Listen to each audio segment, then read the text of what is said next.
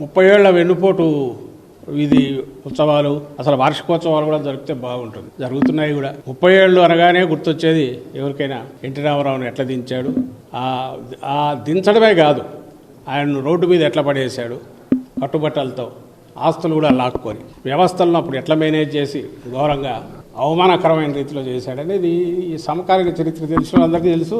లక్కీగా అప్పటికి వీడియోలు కూడా ఉన్నాయి కాబట్టి ఈరోజు కూడా ఆ దినం వస్తే మన ప్రజలు కూడా మళ్ళీ మళ్ళీ చూస్తుంటారు. ఎన్టీఆర్ గారు ఎట్లా తిట్టిపోశారో, జామాత దశమగ్రహమా ఏదో ఇట్లాంటి పేరుతో ఏ రకంగా ప్రపంచంలోనే ఇంత నటుడు ఇంత దుర్మార్గుడు ఎవరు ఉండరని ఏ రోజు సర్టిఫికేట్ ఎట్టించాడో ఎన్టీఆర్ గారు, ఇవి అందరికి గుర్తున్నాయి. అవి గుర్తు చేసుకోవడానికి కరెక్టు ఇది.